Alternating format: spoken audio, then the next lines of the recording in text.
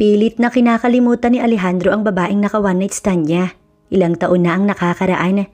Ngunit kung kailang suko na siya at alam niyang hindi na sila magtatagpo pa, tsaka naman may bagong pumasok na katulong sa kanila.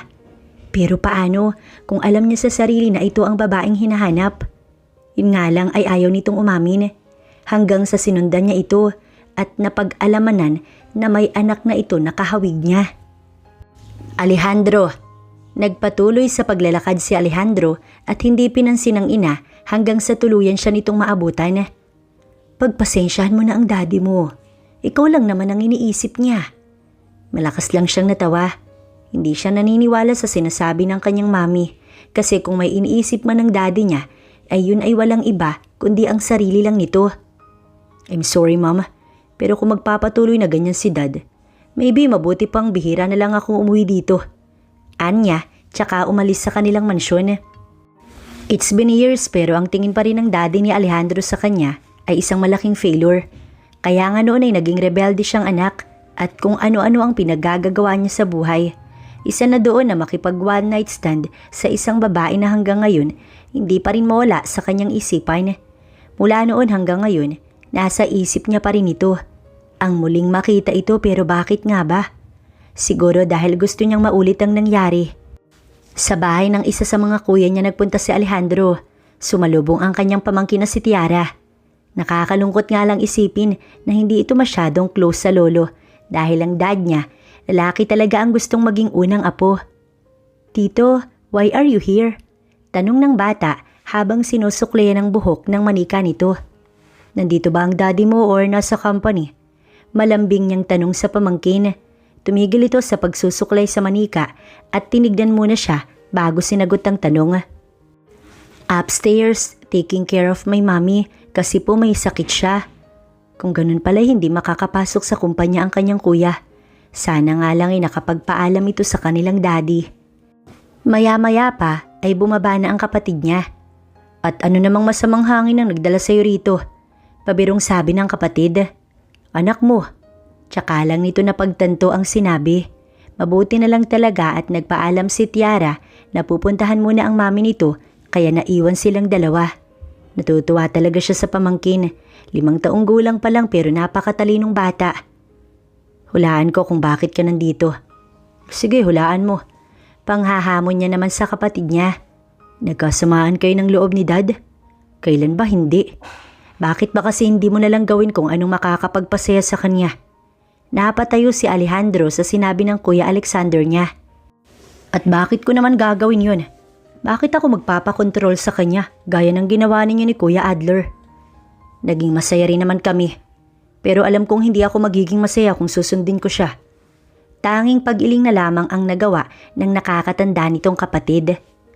Kung ganun ay bakit hindi mo nalang hanapin ang babaeng palagi mong sinasabi sa akin na nagpapagulo ng isip mo at ipakilala mo kay dad and mom para lumagay ka na rin sa tahimik at hindi ka na ipilit pa sa iba. Suggestion nito na maganda naman. Ngunit paano nga kung hindi niya naman alam ang pangalan ng babae at tanging mukha lang nito ang tanda niya. Samantala si Jasmine, kausap ang anak at pinapaliwanagan nito kung bakit kailangan niyang umalis. Mama, bakit po hindi ako pwedeng sumama? Tanong ni Jairus, ang pinakamamahal niyang anak. Anak, bawal nga kasi ang bata doon. Pero mama, nakakatakot po si Lola. Ang tinutukoy nito ay ang kanyang tiya kung saan sila kasalukuyang naninirahan. Simula kasi noong namatay ang mga magulang niya, lumipat na sila sa kanyang tiyahin sa syudad at iniwan ng probinsya. Kaya ang ending, parang nakikitira lamang sila sa tiyahin niyang matandang dalaga. Naaaminin niya na may pagkamagaspang nga ang ugali. Pero wala rin naman siyang choice dahil ito lang ang tumanggap sa kanila. Kapatid kasi ito ng kanyang ina habang ang mga kamag-anak niya sa kanyang tatay ayaw silang tanggapin dahil magiging palamunin lang daw silang mag-ina. Huwag ka na lang makulit. May pasalubong naman ako ibibigay sa'yo pag uwi ko okay? Napipilitan na lamang na tumango ang bata na ikinangiti naman ni Jasmine. Matapos ang pakikipag-usap sa anak, nagpaalam na siya sa tiyahin. Tama yung gagawin mo. Hindi pwede yung wala kang trabaho. Paano mo ako matutulungan sa mga bayarin? O siya, umalis ka na. Mataray na tugon ng kanyang tiyahin habang siya Nakatingin lamang sa anak na tila ba iiyak na. Ngunit agad na siyang tumalikod. Mamaya hindi pa siya matuloy sa lakad. Paglabas niya ng bahay ay si Clarice ang bumungad sa kanya. Isa ito sa kanilang mga kapitbahay na naging kaklose niya simula noong tumira siya sa tiyahin. Kaya nga masasabi niyang kaibigan niya na ito. Gaya niya, naghahanap din ito ng trabaho para makatulong sa pamilya. Pero ito hindi naman talaga kailangan magtrabaho habang siya ay kailangan niya talaga. Tinanggal kasi siya sa dating trabaho bilang waitress. Paano ba naman? Bastos yung manager kaya nasampal niya. Pero mabuti na rin yun. At least, di ba? Malayo na siya sa manyak.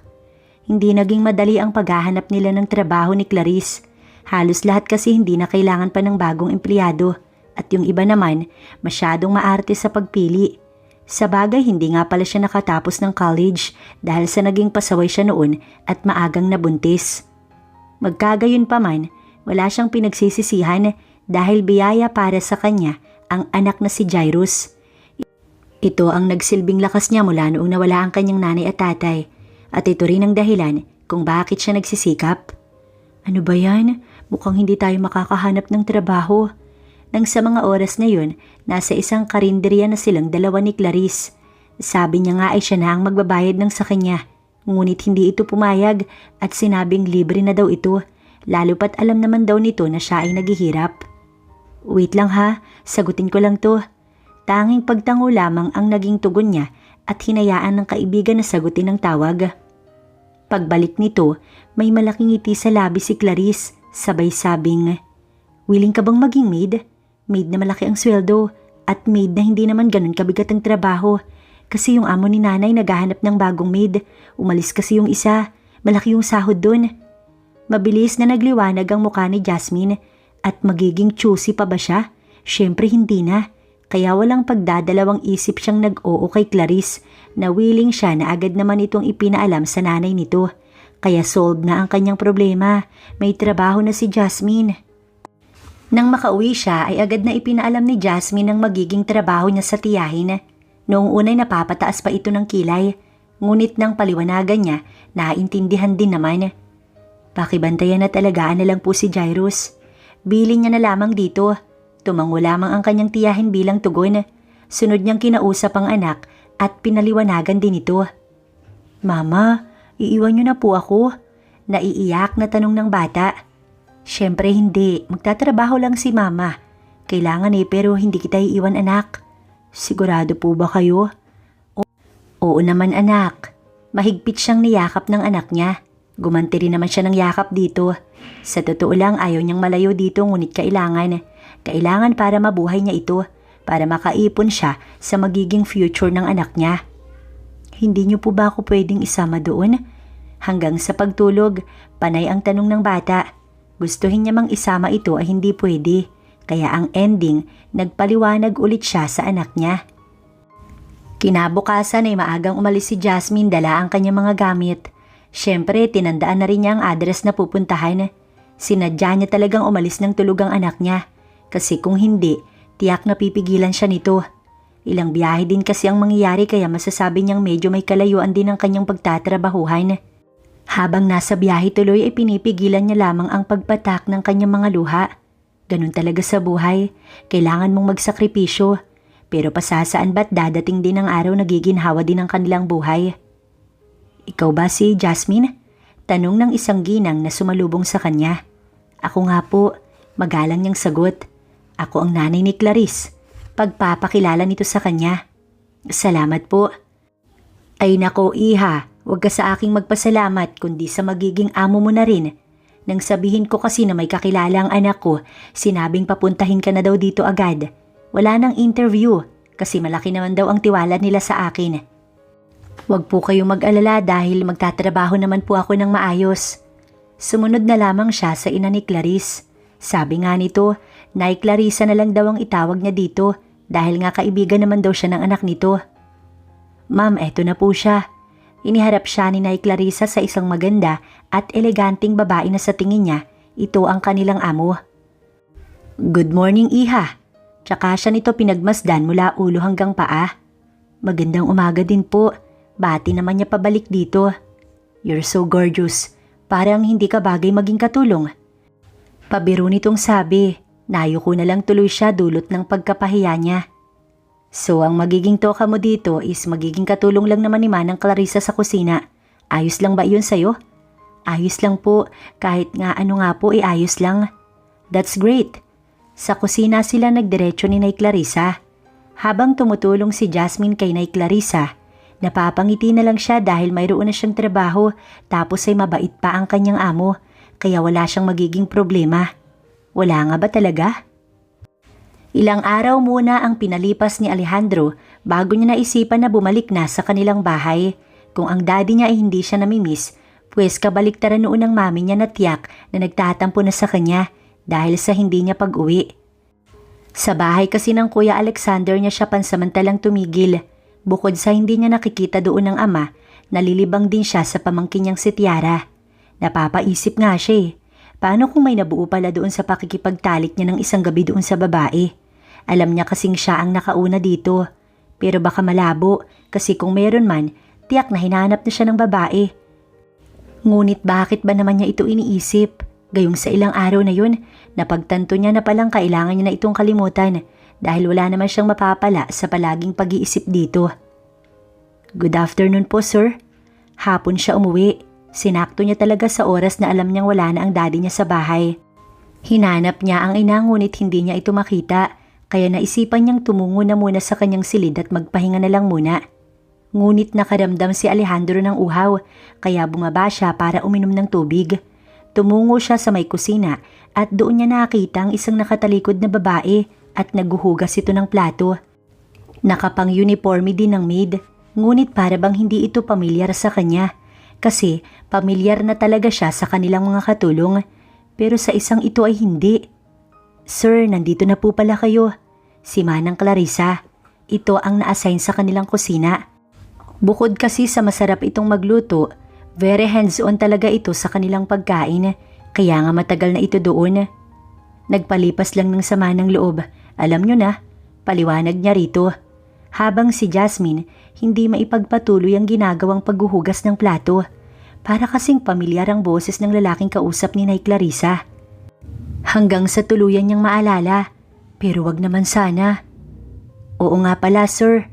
Alejandro na lang po, hindi na kayo nasanay sa akin. Siya po ang bago kong makakatulong dito sa kusina dahil umalis na po yung dati at mag-iiba na ng trabaho. Napatango si Alejandro.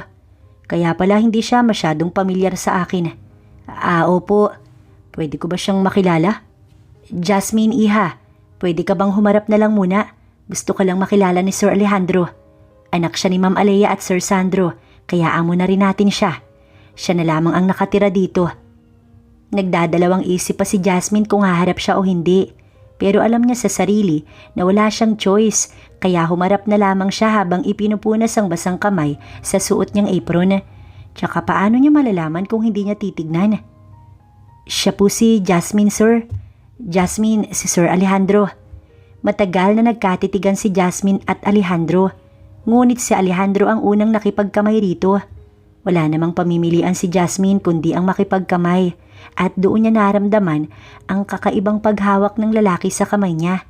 O sadyang mahilig lang siyang mag-imagine at hindi naman talaga ganoon.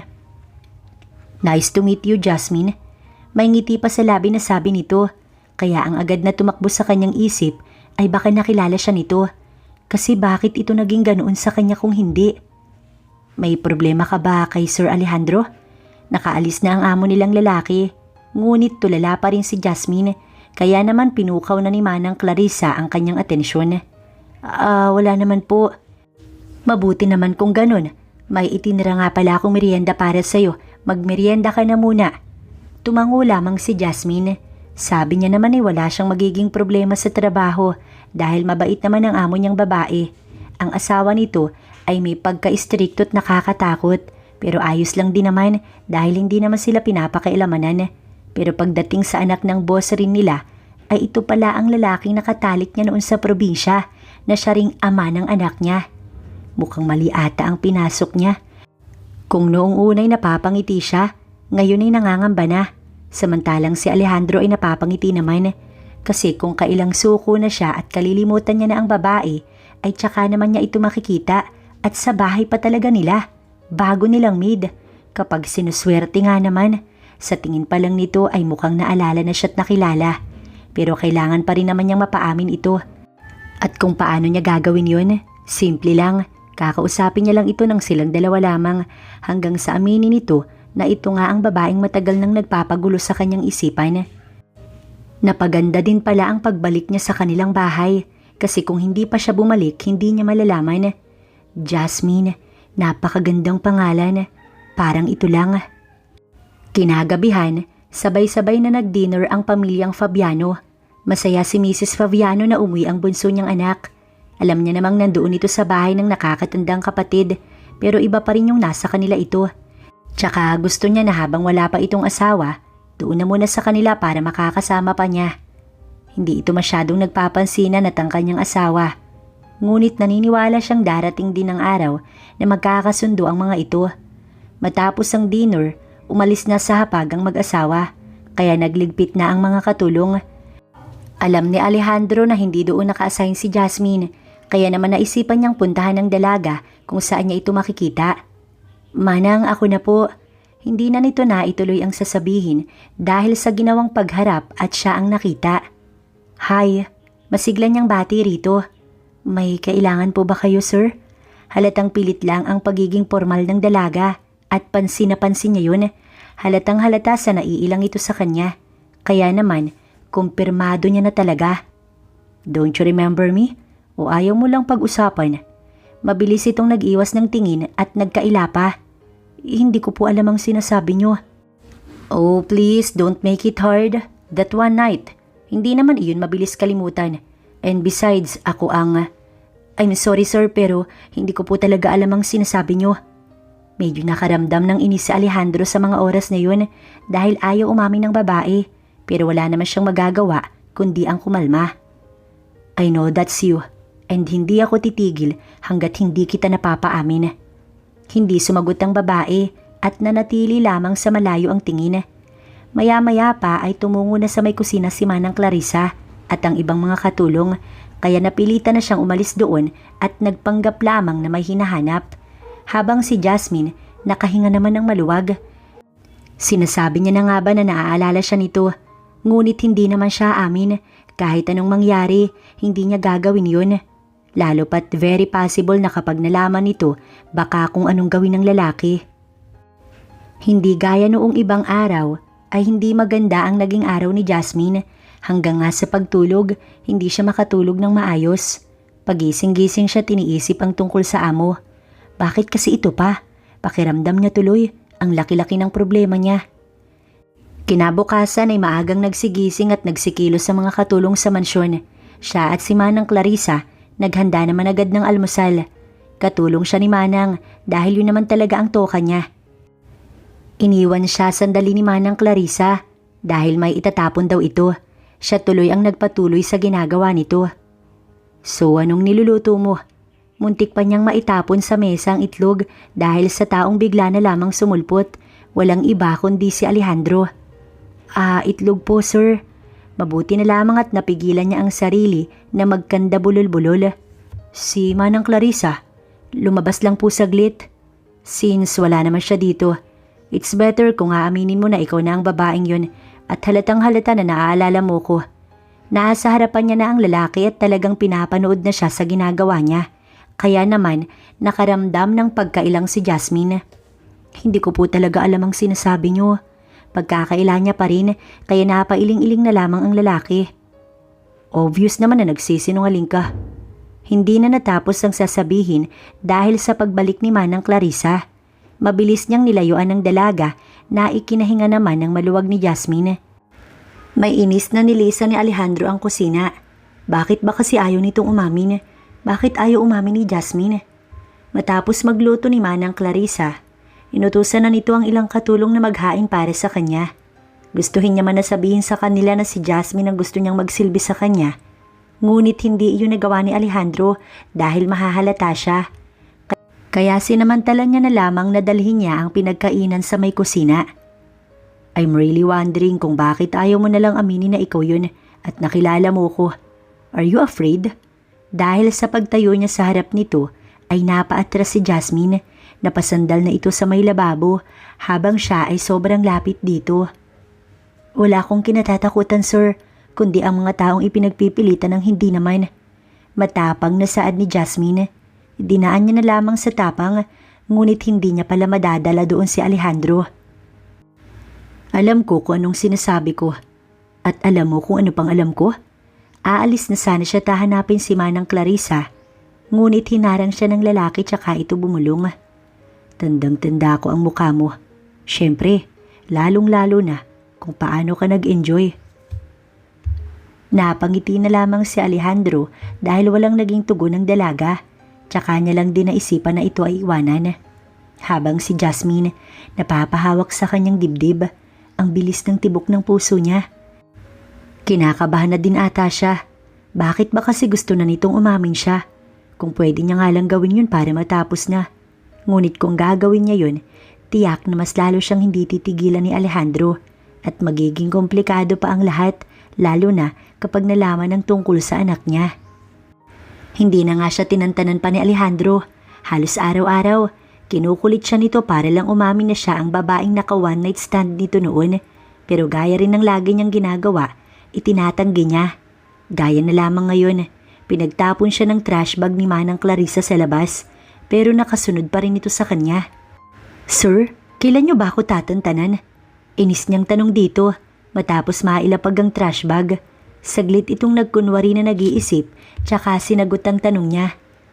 Kapag umamin ka na. Patanong nitong sagot kaya napatampal na lamang siya sa kanyang noo. Wala akong kailangang aminin, kaya please lang tigilan niyo na ako.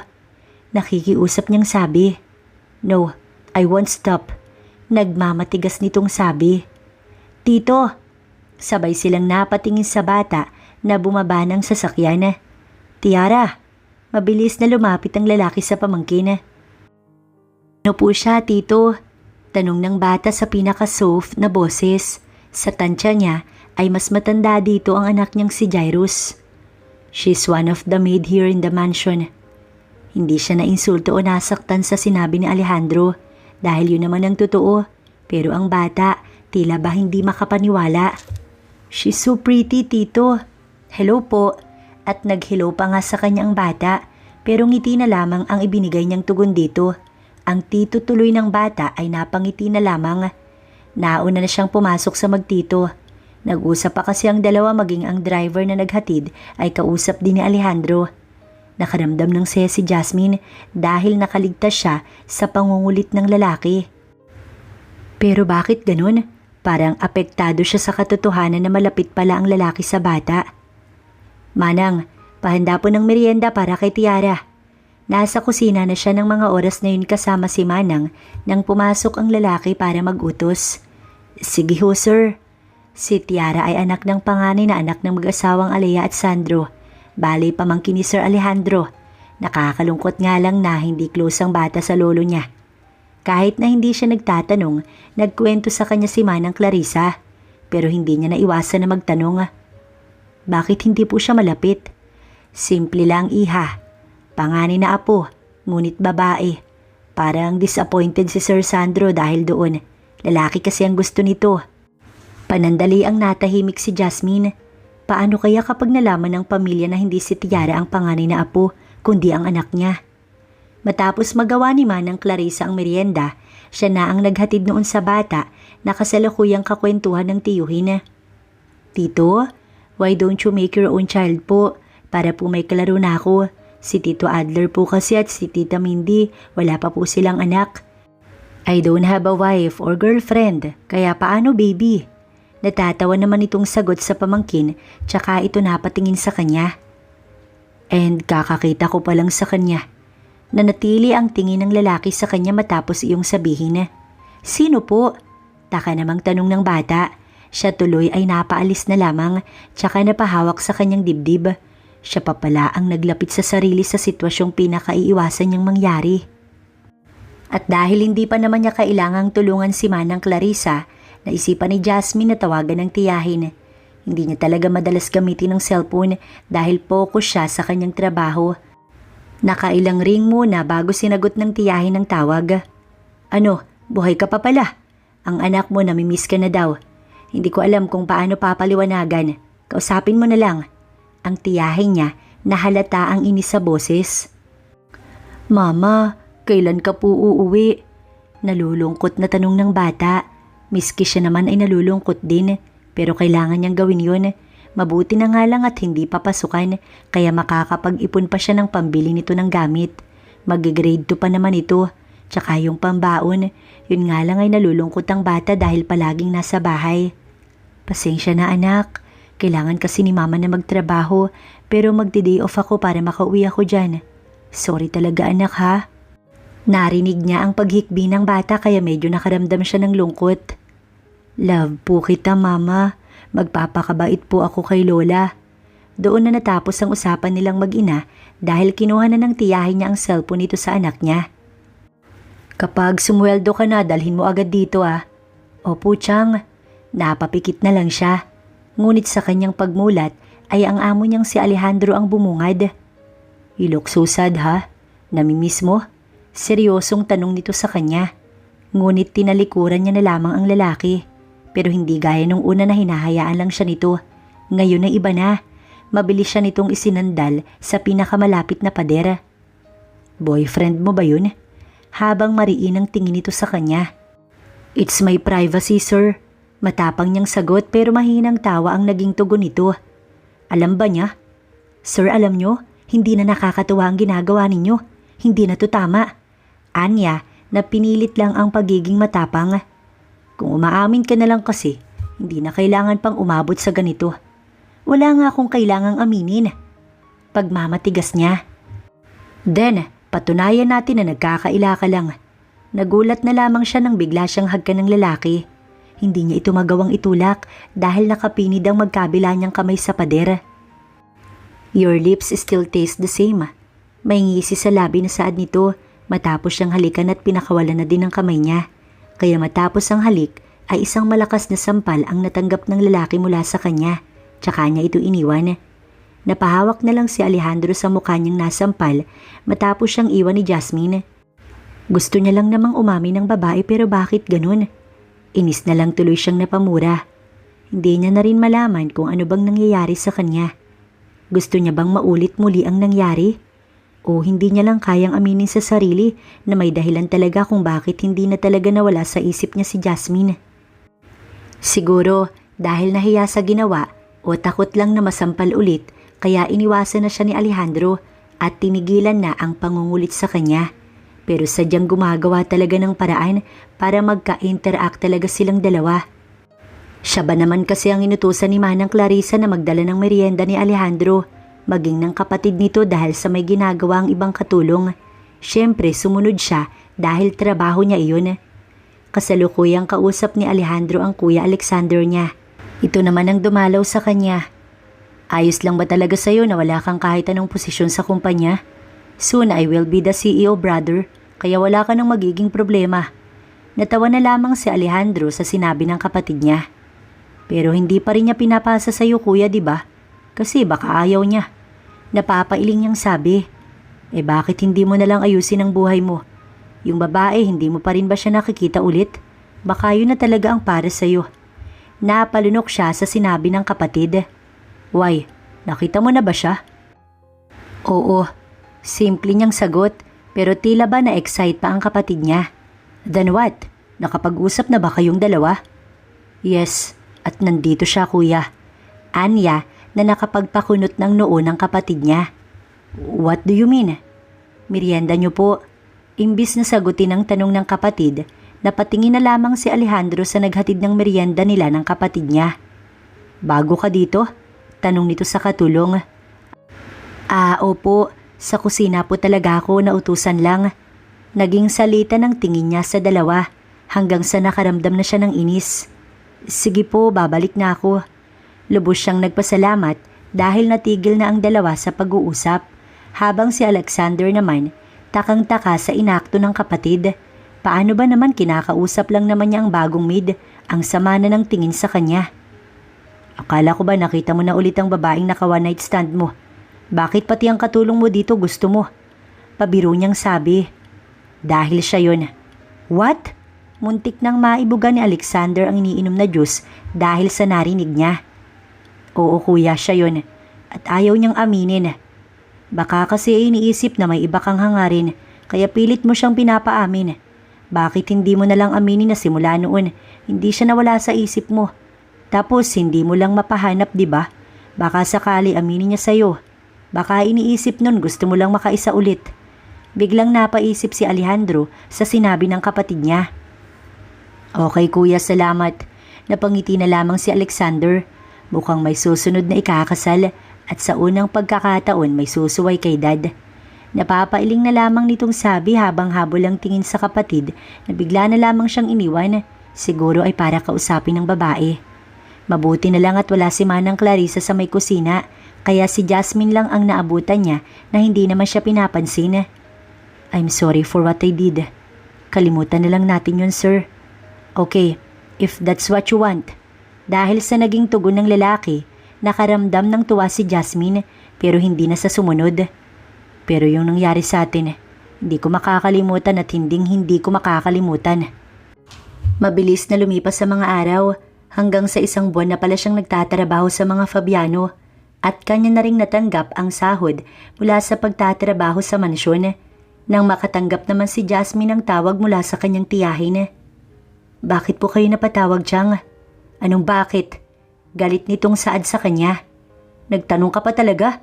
Isang buwan ka na dyan, tapos hindi ka man lang nakakauwi dito. Paano ang anak mo, Aber? Pasensya na po. Hindi ko naman po kasi basta-basta pwedeng iwan ng trabaho ko. Puno ng paghingi ng pasensyang wika niya rito. Umuwi ka dito saglit, magpaalam ka. Mataas ang lagnat ng anak mo, Jasmine, kaya kailangan ka niya at ikaw ang hinahanap. Mabilis namang nataranta si Jasmine. Nawala na ang kausap niya sa kabilang linya habang siya'y halos maibagsak na sa sahigang cellphone. Bakit iha? May problema ba? Tanong agad ni Manang Clarissa nang mapansin ito na hindi siya mapakali ng mga oras na yun. May sakit po kasi ang anak ko. Ang tungkol sa anak niya ay naikwento niya na rito at siguro nasabi rin ng kaibigan niyang si Clarissa tawag. Ganun ba? Eh di uuwi ka. Mabilis siyang tumango bilang tugon. Kung ganun ay ako nang bahalang magpaliwanag kila ma'am. Kailangan ka ng anak mo. Salamat po, Manang. Dali-daling inayos ni Jasmine ang mga gamit niya. Lingid sa kanyang kaalaman na narinig ni Alejandro ang usapan at alam nito ang tungkol sa gagawin niyang pag-uwi. Naisip naman ng lalaki na susundan niya si Jasmine. Siguro nga tama ang daddy niya na may pagkatanga siya. Kasi tsaka lang niya naisipan na ipa-background check ang babae. Kahapon lang kaya nga iniintay niya pa ang update. Paglabas ng bahay, agad na pumara si Jasmine ng taxi. Pumasok doon dala ang isang bag. Si Alejandro naman, nasa sasakyan at agad na sinundan ng taxi para malaman niya kung saan nakatira si Jasmine. Malay niya ba baka may malaman din siya, diba? Isa lang ang masasabi ni Alejandro. At yun ay ang may kalayuan din pala ang bahay ng babae. Ilang biyahe din ang aabutin. Mabuting at kahit papaano, nasusundan niya nang hindi siya napapansin o sadyang magulo lang talaga siya. Habang si Jasmine, hindi mapakali sa loob ng taxi. Kumusta na kaya ang anak niya? Siguro nagtatampo na ito sa kanya. Pero wala naman silang magagawa dahil kailangan niya magtrabaho. Jasmine! Si Clarice ay sinalubong siya ng yakap. Alam din ito ang kalagayan ng anak niya dahil chine-check din naman ito ang bata kahit papaano. Huwag kang mag-alala, si nanay na ang bahala. Aasikasuhin mo na muna ang anak mo. Mabilis namang iniwan ni Jasmine ang kaibigan. Mamaya na lang sila mag-uusap na dalawa kapag naasikaso niya na si Jairus. Mabuti naman at nandito ka na. Inabot agad ni Jasmine ang ambag niya sa tiyahin. Mabuti na nga lang at hindi ito nagreklamo. Pero nagpaalam naman na lalabas muna dahil may babayaran. Kaya silang dalawang mag-ina lang ang naiwan sa loob ng bahay. Ang anak niya ay nasa may sala at nakahiga. Nakainom na daw ng gamot at nakakumot din ng bata. Hindi ka na po ba magtatrabaho ulit, Mama? Nalungkot siya sa tanong ng bata kaya hindi niya na muna ito sinagot. May gusto ka ba? Pasensya na anak, wala akong pasalubong pero may gusto ka bang kainin? Umiling lang ito. Nagpalakad-lakad lang tuloy siya hanggang sa may kumatok sa pintuan ng kanilang bahay kaya mabilis niyang tsinek kung sino. Binuksan ang pintuan at gano'n na lamang ang gulat niya sa nakita. Sir Alejandro? Gulat niyang tanong. Sinundan kita. Actually, kanina pa ako nasa labas sa loob ng kotse. Pero ngayon lang ako naglakas ng loob na kumatok dito sa bahay niyo. Mabilis na napatingin siya sa anak na nakahiga na hindi pa nakikita ang lalaki. Hindi niyo dapat ako sinundan, sir. Umuwi na po kayo. Anya't isasarado na sana ang pintuan, ngunit hinarang ng lalaki ang braso. I just want to know kung saan ka nakatira. Karapatan din naman naming malaman yun, right, bilang mga amo mo. Kulang na nga lang, magpapadyak na si Jasmine sa inis dahil sa sinabi ng lalaki. Papaalisin niya na nga sana ng pilit at itataboy, ngunit nagsalita ang anak niya. Mama, sino pong kausap niyo? Si Alejandro din ay napatingin sa bata, nakakaupo lamang. Puno ng gulat ang kanyang mga mata, lalo na nang makipagtitigan ng bata sa kanya. Kakaiba ang naramdaman niya. Sir, umuwi na lang po kayo. Babalik din naman ako sa trabaho ko. Ngunit nanatili ang tingin ni Alejandro sa bata. Parang may kamukha ito, hanggang sa kinuha niya ang sipi sa bulsa at chinek ang picture niya noong bata at kamukhang kamukha niya nga. Kaya ng mga oras na yun, may ideya agad na sumagi sa kanyang isipan. Umuwi na kayo, sir. Pagpapaalis ulit ni Jasmine, ngunit imbis na sundin ang sinasabi ng babae, lumapit ito sa batang lalaki at kinausap ang bata. Kaya ang dibdib ni Jasmine ng mga oras na yun, dinadagundong ng labis na kaba. Yun na ba? Yun na ba ang kinatatakutan niya? Bakit ka ba nagkasakit? Naulanan po kasi ako. Kasi naglalaro po ako sa labas. Napatango lamang si Alejandro tsaka napatingin kay Jasmine na napaiwas ng tingin. Maya-maya pa'y bumalik na ang tita ni Jasmine na medyo nagulat pa nang makita si Alejandro. Sino naman itong kasama mo? Boyfriend mo? Striktang tanong nito sa kanya. At sa kanya ba yung sasakyan sa labas? Walang kasaya-saya ang boses. Hindi tulad ng iba na baka nagsasaya na kasi mayaman. Sana nga po. Boyfriend ako ng pamangkin ninyo. Aayusin ko na lang po. Magalang nitong sagot pero hindi ito pinansin ng tiyahin ni Jasmine na dumiretso sa may kusina para dalhin ang mga groceries. Kaya naiwan na naman silang dalawa ni Alejandro. Anak, lalabas lang kami saglit. Tumango lamang ang bata pero bago sila tuluyang makalabas ay may sinabi ang bata. Babalik po kayo, mama. Hindi kayo tatakas. Hindi, anak. Paninigurado nito sa bata. Nang makalabas ay pinilit na lamang ni Jasmine na umakto ng maayos sa harapan ng lalaki. Kahit na ang totoo, sobrang kinakabahan siya. So, you already have a son? Ito ang nagsimula ng usapan. Wala na kayo doon, sir. Matapang niyang sagot dito, pero napangisi na lamang ito't napailing-iling. Ang bata, anak ko ba siya? Malakas na tumawa si Jasmine.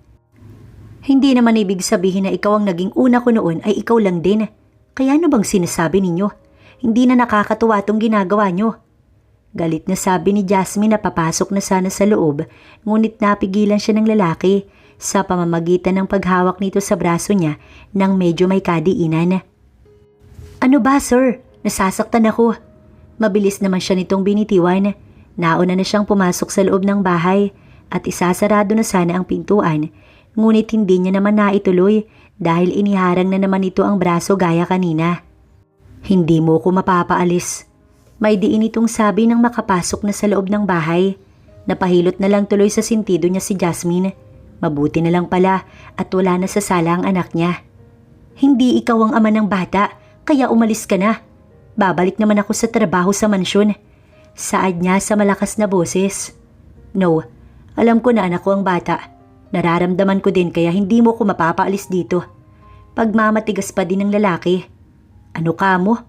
Sabay silang napatingin sa tiyahin niya na may dalang isang mangkok na mukhang supang laman. Tiya? Nauutal na sabi ni Jasmine. Siya ang ama ng bata. Diniretsa nito ang pamangkin. Hindi po. Pilit pa rin niyang itinatanggi. Ngunit si Alejandro ay lumapit sa kanyang tiyahin tsaka dinukot ang cellphone sa bulsa. At pinakita ang isang larawan na ikinagulat ng tiyahin ni Jasmine kaya binigyan nito ng nakakatakot na tingin ng pamangkin habang si Jasmine hindi na alam ang gagawin lalo pat mismong ang tiyahin niya ang nagpakita sa kanya ng larawan ni Alejandro nang ito ay bata. Chang, hindi po totoo yung sinasabi niya. Pagkakaila pa rin ni Jasmine. Jasmine, wag mo na akong lokohin. Seryosong saad dito kaya nayo ko na lamang si Jasmine. Ngayon, mag-usap kayong dalawa. Pag-usapan niyo ang lahat ng maayos. Tsaka nito dinala na ang mangkok na may lamang soup sa kwarto niya at ni Jairus. Bakit mo ba kasi ginagawa to? Inis niyang tanong sa lalaki nang silang dalawa na lamang. Dahil gusto kong maayos ang lahat. Na hindi naman kailangan. Kung ayaw mo pa rin na aminin na anak ko ang bata dahil siguro sa kung anong kinatatakutan mo, mapipilitan akong magpa-DNA test at kapag napatunayan ko na anak ko rin ang bata, gagawin ko lahat para magkaroon din ako ng karapatan sa kanya. Natahimik si Jasmine. Hindi ka naman niya kailangan. Nandito naman ako. Sa sinabi niyang yun ay tila ba inamin niya na rin ang sinabi na anak nito ang bata. At may laban ako dahil inako ng bata. Matapang na anya. Napahilot sa baba si Alejandro. Kung ganoon, ay inamin mo na din na ako nga ang ama ng bata. Pero ang sabihin mo na hindi niya ako kailangan, paano mo nasabi? Lahat ng bata ay kailangan ng isang buong pamilya. At hindi ko hahayaan na patuloy siyang lumaki na walang ama. Tsaka siya iniwan ng lalaki sa loob ng bahay. Napaupo na lamang si Jasmine, hindi alam ang gagawin. Habang si Alejandro, hindi mapigilan ng labis na saya. Kulang na lang ay magtatatalon siya dahil sa nalaman. Kung ganun pala ay mas nauna pa pala siyang magkaanak sa Kuya Alexander niya. Ngunit nang maalala niya na parang hindi ayos kay Jasmine ang lahat, bigla siyang nalungkot. Pero madali na yun. Ngayon kailangan niya namang kumbinsihin ng babae na ipakilala siya sa anak nito bilang ama nito. Tsaka niya naiisipin ng tungkol sa kanyang pamilya. Matapos mapakain ng bata, lumabas na ng kwarto ang tiyahin ni Jasmine. Ano, nakapag-usap na ba kayong dalawa? Hindi naman po. Pinutulagad si Jasmine ng kanyang tiyahin. Kung ang sasabihin mo ay hindi niyo siya kailangan ay mali ka dyan. Kailangan niyo siya. Kailangan siya ng anak mo. Kailangan mo siya para hindi ka nahihirapan. Hindi naman makapaniwala si Jasmine na ang kanyang tiyahin na may pagkamataray at istrikta, may pakailam pala sa kanila. Oo, mayaman siya. Pero mas may laban ka nang hindi naman mawawala sa'yo ang bata. Pero kailangan niyo siya. Kaya kung ako sa'yo, unahan mo na siya na magsabi sa bata ng tungkol sa kanya. Baka mainip yun at siya ang magsabi. Napabuntong hininga na lamang si Jasmine. Kasabay noon ay ang pagpasok ulit ni Alejandro sa loob ng bahay. Wala na akong pamimilian, kundi ang ipakilala ka sa bata. Saad niya sa lalaki na medyo nagulat, pero agad ding sumilay ang ngiti sa labi at halatang masaya sa kanyang sinabi. Anak, may kailangang sabihin sa iyo si Mama. Nasa loob na ng silid si Jasmine ng mga oras na iyon. Handa na niyang sabihin ang katotohanan sa anak niya. Ano po yun? Nakahiga pa rin ang bata. Diba sabi sa'yo ni Mama, hindi ko alam kung nasan ang papa mo? Tumango naman ang bata bilang tugon, habang si Alejandro na nasa labas lamang ng silid, rinig na rinig ang usapan. Nakita ko na siya. Wala na siya sa malayo anak. Anya sa bata. Talaga po? Oo anak, nandito siya. Matapos sabihin iyon, pumasok na si Alejandro sa loob ng silid. Siya po? Tanong ng bata. Oo anak, siya ang papa mo. Dali-daling bumangon ang bata habang si Alejandro nilapitan din agad ang anak at niyakap. I'm sorry son, kung alam ko lang. Naluluhan itong sabi habang yakap-yakap ang anak, kaya siya ay hindi na rin napigilan pa ang maiyak sa mga oras na iyon. Maiwan ko na muna kayong dalawa. Anya't hindi na inintay pa ang magiging tugon ng mag-ama. Lumabas na siya ng silid. Napasandal na lamang si Jasmine sa may pader sa labas ng silid. Nang makita siya ng tiyahin, inabutan siya nito ng isang basong may lamang tubig na agad naman niyang ininom. Tama lang ang ginawa mo, kaysa naman sa lalaking iyon niya pamalaman. Salamat po, Chang. Yun na lamang ang nasabi niya ng mga oras na iyon. Wala ka namang dapat ipagpasalamat sa akin. Tiyahin mo ako, kaya tinulungan kita. Kahit naman ganito ako'y mahal kita, pamangkin ko at ang anak mo. Nauwi sa yakapan ng usapan ng magtiyahin. Hinintay na lamang ng magtiyahin na lumabas ng kwarto ang mag-ama. Mama, makakasama na po natin si Papa. Tuwang-tuwa ito sa ibinalita sa ina. Anak, hindi. Papaliwanagan na sana ni Jasmine ang anak, kaso ay nagsalita ito. Sabi po ni Papa, makakasama na daw po natin siya, Mama. Hindi na po siya nasa malayo. Parang biglang nawala ang sakit ng bata at naging masigla. Kaya ang naisip niya ng mga oras na yun, hiramin muna si Alejandro. Ano bang sinasabi mo sa bata? May halong inis niyang tanong sa lalaki. Totoo ang sinabi niya. Makakasama niyo na ako. Aalis ako sa mansyon at titira kasama kayo. Napahilot na lamang siya sa kanyang sentido. Hindi mo kasi naiintindihan. Paano kapag nalaman nila? Ng pamilya mo? Ng daddy mo na lagi mong kagalit? Oo, mabait ang mami mo. Pero ang daddy mo? Ang seryosong mukha ni Alejandro kanina ay biglang lumambot. Hinaplos nito ang mukha niya na hindi na napigilan. Sa tingin mo ba may pakailam ako sa kanya o sa ibang tao?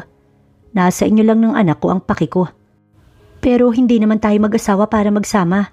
Tsaka hindi tayo kakasya lahat dito. Ngumisi ang lalaki. Sino bang may sabi sa yung dito? Isasama natin ang tiyang mo. May bahay na ako at doon tayo. At kung tungkol sa pagiging mag-asawa, ay papakasalan kita. Hinintay na muna nilang gumaling ang kanilang anak bago sila gumawa ng desisyon para sa bagay-bagay. Kinonsulta din ni Alejandro ang kanyang tiyahin. Wala nang nagawa pa si Jasmine dahil pumayag ang tiyahin niya na alam niyang iniisip lang din ang kanilang kapakanan. Gulat na gulat nga rin ang kanyang kaibigan na si Clarice na ang sabi niya ay next time na ang mahabang kwentuhan, pero proud na proud din ito sa kanya. At syempre nagulat dahil mayaman naman daw pala ang ama ng anak niya. Tapos isa sa mga amo ng nanay nito. Kung may sarili ka naman na palang bahay, bakit nandoon ka pa rin sa bahay ng mga magulang mo at tinitiis na araw-araw makipag-away sa daddy mo? Tanong niya sa lalaki habang inililibot ang tingin sa palibot ng bahay. Ang anak nila ay pinasamahan na nito sa tiyahin. Nililibot ang bahay na yun at nasa ikalawang palapag na. Kung dito ako'y sinong makakasama ko? At dahil na rin kay mami kaya nagagawa ko magtiis. Pero ngayong nandito na kayo, magbabago na ang lahat. Hinarap niya ang lalaki. Hindi mo naman ako kailangan na pakasalan gaya ng sabi mo. Pwede tayong magtulungan na lang sa pag-aalaga sa bata. Ang kaninang may ngiti sa mukha ng lalaki ay mabilis na naglaho. Tsaka ito saglit na nagpaalam sa kanya dahil may tumatawag sa cellphone. Habang siya ay napabuntong hininga na lamang. Hindi kasi alam ni Jasmine kung gaano kagulo ang mga susunod na mga pangyayari. At yun ang labis na nagpapaisip sa kanya. Hello? Sinagot ni Alejandro ang tawag. Anak, nasan ka ba? Hindi ka umuwi dito sa atin. Wala ka naman sa bahay ng kuya mo. Tinawagan ko si Alexander at wala ka daw doon. I'm fine, Mama. Pag-uwi ko tsaka ako ipapaliwanag ang lahat. Okay, sige. Nasabi na lamang ng ginang. We need to go to the mansion. Pagpasok niya ay yun agad ang kanyang sinabi kay Jasmine. Paano ang anak natin? Napangiti na lamang si Alejandro sa narinig. Kakausapin ko siya. At ganun nga ang ginawa ng lalaki. Kinausap nito ang kanilang anak kaya naman nakaalis na silang dalawa. Siyempre nagpaalam din sila sa kanyang tiyahin. Nangako naman itong haalagaan ng apo. Habang nasa biyahe, sobrang kabado ni Jasmine. Hindi alam ang kanyang sasabihin. Ano na lang ang sasabihin ng ama ni Alejandro sa kanya?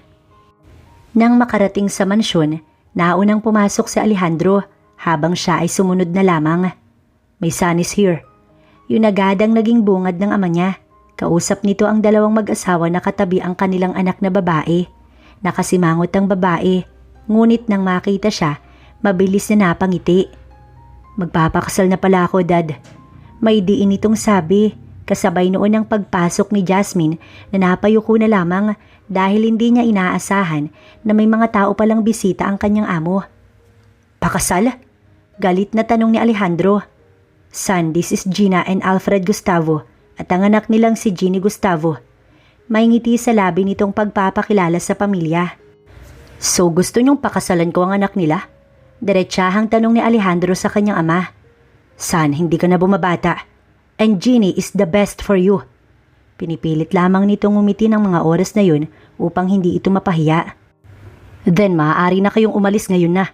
Dahil wala akong kahit na sinong papakasalan kundi ang babaeng gusto ko lang.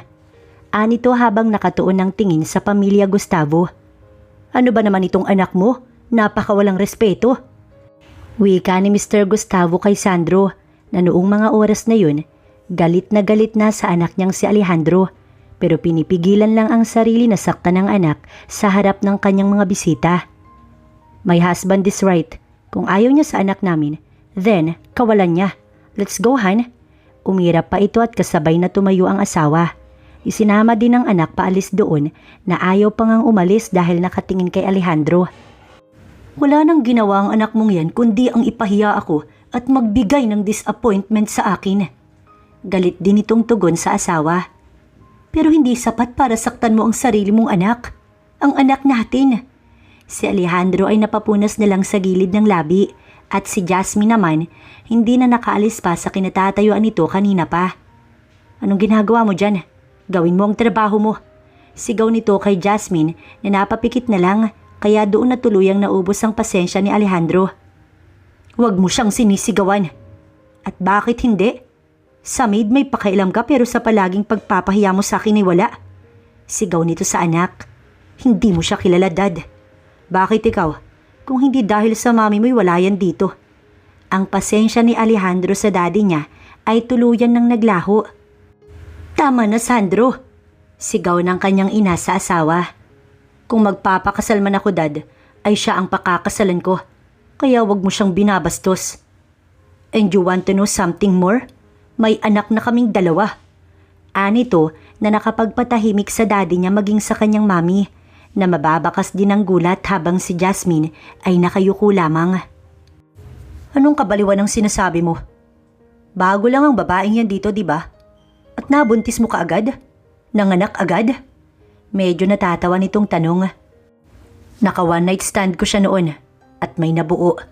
Ang totoo'y nauna pa ako mag-anak kay Kuya Alexander dahil 7 taong gulang na ang anak namin. At sa ginagawa ninyong to, maaaring hindi nyo makilala ang apo nyo.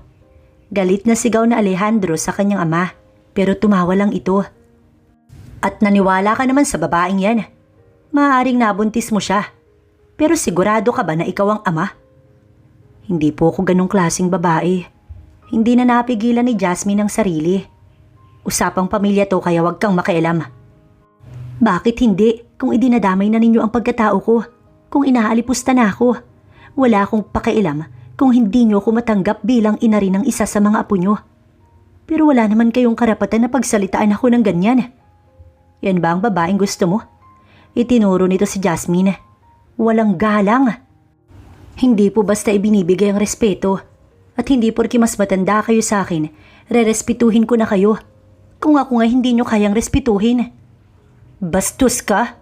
Sigaw nito't sasaktan sana si Jasmine kaya napapikit na lamang ito pero humarang si Alejandro. Wag na wag ninyong sasaktan ng babaeng mahal at ina ng anak ko. Dahil hindi ako magdadalawang isip na kalimutan kayo, Dad. Hindi ako tulad nila kuya na magiging sunod-sunuran na lamang. Hinawakan nito ang kamay ni Jasmine tsaka sila sabay na umalis sa mansyon. Narinig pa ni Alejandro ang pagtawag ng ina niya. Ngunit hindi niya na ito pinansin at nagtuloy-tuloy na lamang. Mali na bumalik pa tayo dito. Hindi na talaga siya magbabago. Napapakuyom ang kamao na sabi ng lalaki habang nasa loob silang dalawa ng sasakyan. Hinawakan naman niya ang isang kamay ng lalaki upang ito ay pakalmahin. Let's go now. Umuwi na tayo sa anak natin. Tanging pagtango lamang ang naging tugon ni Jasmine at ganun nga ang ginawa nila. Umuwi sila sa kanilang anak na masayang masaya sa kanilang pagbabalik. Ganon din ang kanyang tiyang na parang gustong alamin kung ano ba ang nangyari. Pero wala siyang sinabi kaya tila ba nabatid nitong mamaya na lamang sila mag-usap. Samantala sa mansyon, nag-aaway ang mag-asawang Fabiano. Anong klasik ang ama sa anak natin? Hindi ko nga ata anak ang batang yun. Masyadong suwail at estupido. Tugon naman ang Ginoo sa asawa. Paano mo nagagawang sabihin yan? Walang ginawa ang anak natin kundi ang patunayan ng sarili niya sa'yo. Nakarapat dapat din siya bilang anak mo. Pero hindi mo makita yun hanggang sa nagsawa na siya. Naiiyak na nitong sabi sa asawa. Nakabuntis siya at sa lahat ng mabubuntis niya ay isa pang hampas lupa. Kailangan ko makuha ang apo ko sa babaeng yun. Seryosong wika nito at naglakad na paalis. Hinawakan nito ng asawa sa braso upang pigilan. Tumigil ka! Hanggang sa naitulak na nito ang kanyang asawa. Napaiyak na lamang ang ginang. Habang sa bahay ni Alejandro, napapangiti na lamang siya habang pinagmamasdan ng mag-ina niya. Dati-rati naiinggit lamang siya sa kanyang dalawang kapatid. Ngunit ngayon, may sarili na siyang pamilya at nakakatuwa nga lang dahil siya pa pala ang unang nagkaanak. Tinapos niya na rin ang panonood sa dalawa at nilapitan ng mga ito. Gusto ko makilala na kayo ng mga kapatid ko. Mabilis na nawala ang ngiti sa labi ni Jasmine at napalitan iyon ng pangamba, habang ang kanilang anak naman napuno ng excitement ng mga oras na yun. May mga kapatid ka po, Papa? Tumango ang lalaki bilang tugon. Sa tingin niyo po, magugustuhan nila ako? Oo naman, anak ka ni Papa eh. Napangiti na lamang ang bata. Maya-maya pa'y tinawag ito ng lola nito, kaya silang dalawa na lamang ni Jasmine ang naiwan para mag-usap. Nakilala mo na ang isa kong kuya, di ba? Hindi sumagot si Jasmine. Hindi ko na alam, basta puro takot na lang ang nararamdaman ko ngayon. Puro takot sa lahat ng pwedeng mangyari. Sa daddy mo, alam kong hindi siya matatahimik. Nandito ko kaya wala kang dapat na ipag-alala. Handa ko kayong ipagtanggol ng anak natin. Tsaka siya agad na niyakap ng lalaki. Napapikit na lamang si Jasmine na parang dinadama ang yakap ng lalaki sa kanya. Pero doon naman niya biglang naalala ang sinabi nito sa ama kanina.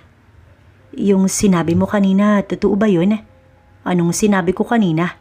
Mukhang hindi na nito naaalala, kaya kailangan niya pang ipaalala. Yung mahal mo ko. Napangiti ang lalaki habang si Jasmine naman ay hiyang-hiya na. Oo, totoo yun na mahal kita. Pero isang gabi lang yun. Then nainlove agad ako sa'yo dahil sa isang gabing yun. Kaya pala hindi ka mawala sa isip ko at halos mabaliw na ako. At handang-handa akong patunayan yan sa'yo. Hinaplos ng lalaki ang mukha niya. How about you? Do you love me? Alam ni Jasmine sa sarili na may nararamdaman na rin siya para sa lalaki. Ngunit hindi niya alam kung dapat niya pa bang aminin. Gayong parang magulo pa rin ang lahat. Mahal din kita. Wika niya na lang dito. What? Mababakas ang saya sa boses ng lalaki. Ang sabi ko, hindi niya na naituloy ang sasabihin dahil sinakop na ng lalaki ang kanyang labi. Ang tanging nagawa na lamang ni Jasmine ay ang pumikit at tumugon sa halik nito. Itigil na natin to. Anito nang tumigil na silang dalawa dahil parehas na silang hinihingal. Baka hindi pa ready ang anak natin na magkaroon ng kapatid. Nakaramdam tuloy siya ng hiya habang ang lalaki naman mahina na lamang na tumawa. Let's go! Excited na ang anak natin na makilala ang mga tito niya. Napatango na lamang siya hanggang sasabay silang pumasok ng bahay ng kuya nito kasama ang kanilang anak. Tito! Tuwang-tuwa si Tiara nang makita ang kanyang tito. Ganon din naman si Alejandro na hinayaan din na yakapin siya ng mahal na pamangkin. Sino po siya, tito? Tinuro nito ang anak nila ni Jasmine na si Jairus. Si Jasmine kasi ay kilala na nito. Nasaan ang mami at daddy mo, baby? Iniba ng lalaki ang usapan. Nasa kitchen po si mami at tita Jen tapos sila daddy po nasa office po niya. By the way, this is your cousin, your Kuya Jairus. Nanlaki ang mata ng bata. Kuya po? Alam kasi nito ay siya ang nag-iisang apo ng kanyang lolo kahit hindi naman sila close na dalawa. Yes, buong akala ni Alejandro maiinis ang bata, ngunit mabilis nitong niyakap ang pinsan. Yes, I have a kuya. Sa ganoong tagpo na abutan ng Kuya Alexander niya ang anak at ganon din ang nasaksihan ng Kuya Adler ni Alejandro na napapaawang ang labi. Sino yung batang kasama mo? Gulat na tanong ng kanyang Kuya Adler habang ang Kuya Alexander naman niya ay tila ba mayroon ng ideya. Anak ko, kuya. Proud niyang pagpapakilala sa anak niya. Anak lang pala eh. Napapangiti nitong sabi kaya napatingin sa kanilang Kuya Alexander. Ngunit nang mapagtanto kung ano ang kanyang sinabi, muli itong napatingin sa kanya. Anak? Ayaw niyo po ba sa akin? Nalulungkot na tanong ni Jairus sa tito nito. Nagulat kasi ang bata sa reaksyon ng tiyuhin kaya hindi na napigilan pa ang sarili na magtanong. Hindi, nagulat lang si Tito Adler. Lumapit si Alexander sa pamangkin at pumantay dito. Kamukhang kamukha mo ang daddy mo. Natutuwa nitong sabi at pagtayo, tinapik ang kapatid sabay bulong. May nabuo pala ha, habang si Adler ay naguguluhan pa din. Mukhang may nagiging kwentuhan kayo na hindi ko alam. Natawa na lamang sila sa sinabi ng kapatid.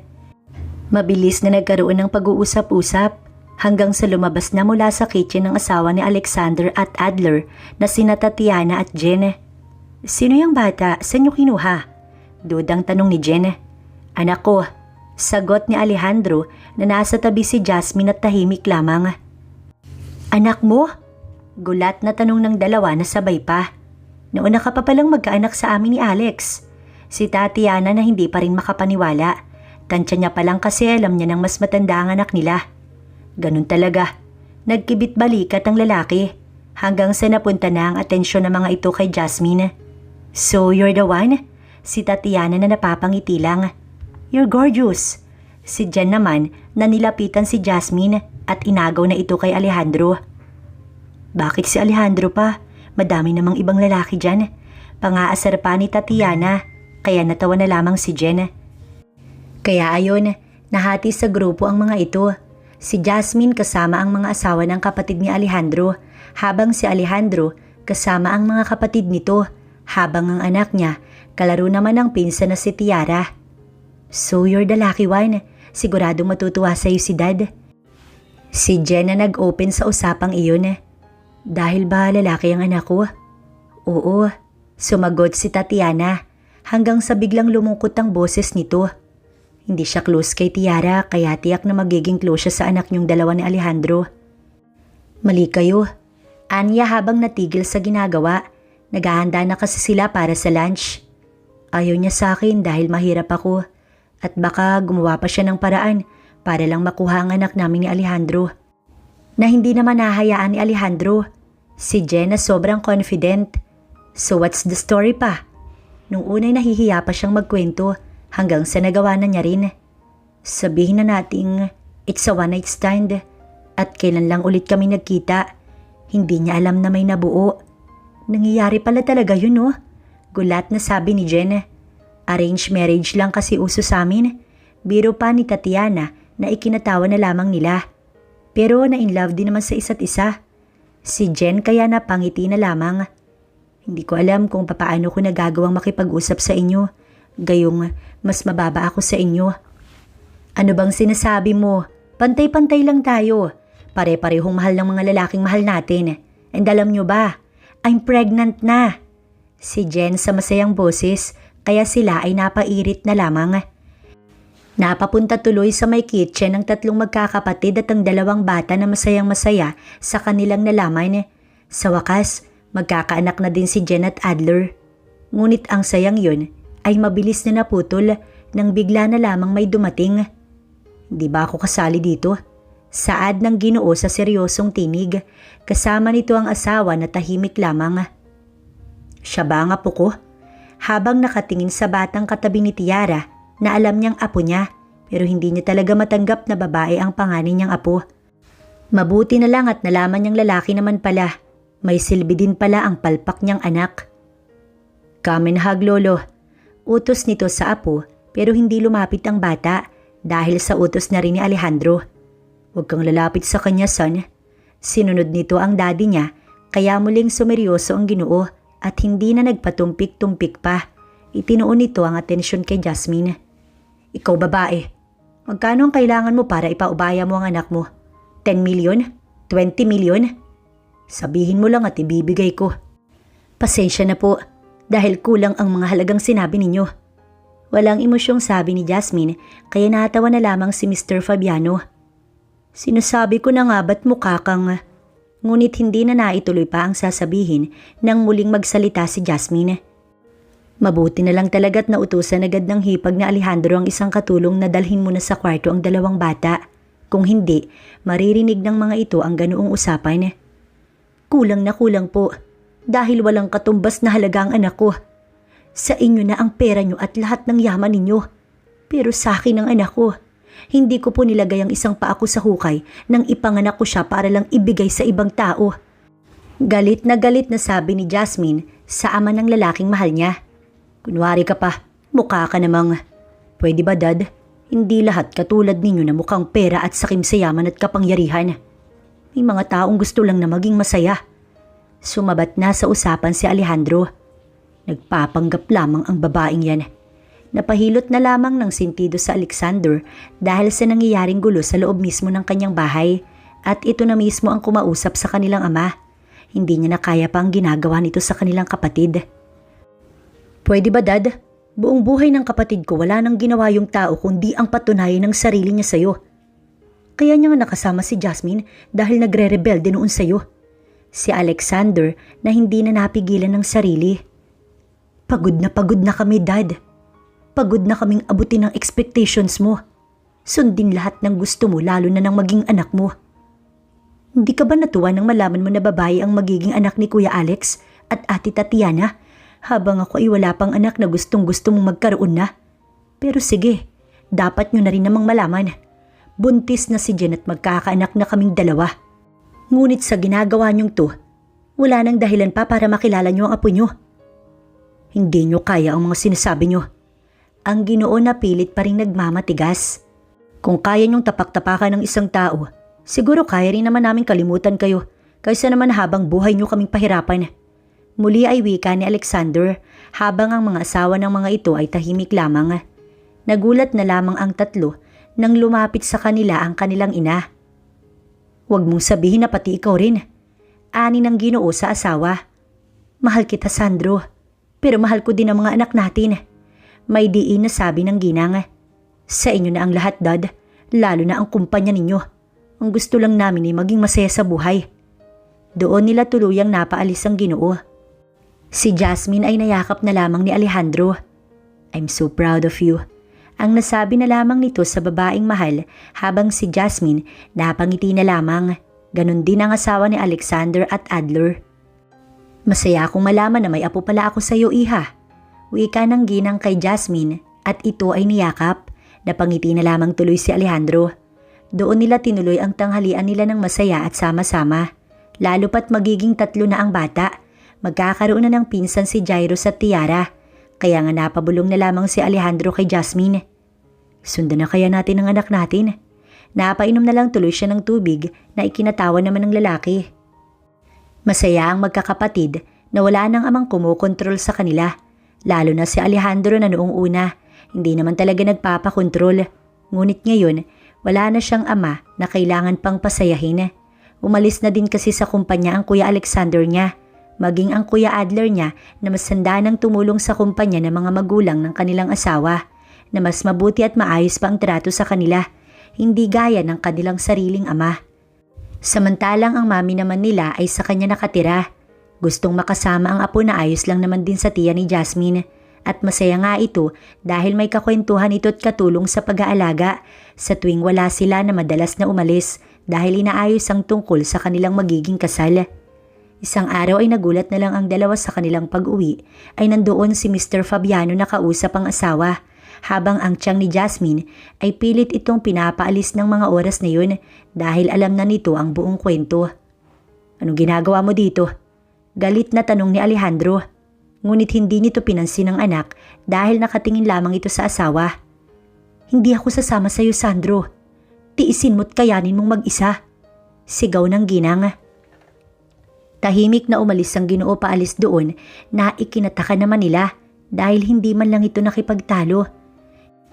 Kinagabihan ay nagkaroon sila ng dinner pero sa bahay naman ni Alejandro at kanyang sinabi sa mga kapatid ang ginawa ng kanilang ama. Baka nalulungkot ng mag-isa, wika ni Adler. Baka napagtanto niyang hindi naman talaga siya mamumuhay ng pera lang at kapangyarihan ng meron siya, wika ni Alexander. Hindi kaya nagsisisi na siya? Tanong ni Tatiana.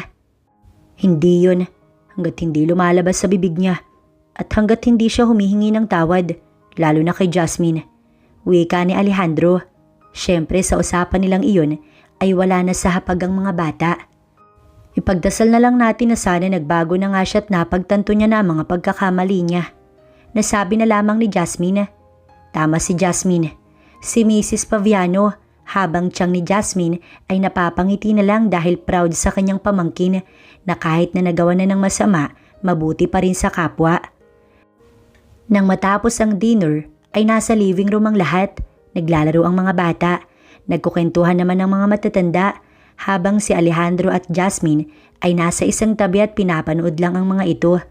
Ngunit nagulat na lamang si Jasmine nang lumuhod si Alejandro. Buong akala niya kasi diretso kasal na sila at wala nang ganun-ganun dahil minamadali na lamang ang lahat, pero may proposal pa palang mangyayari. Mabuti na lang at napatingin sa kanila si Jen kaya nakita nito ang nangyayaring proposal. Nagsigawan ng mga ito kaya ang sagot niyang yes ay hindi na agad narinig ni Alejandro. Natawa na lang tuloy ang kanilang mga kasama.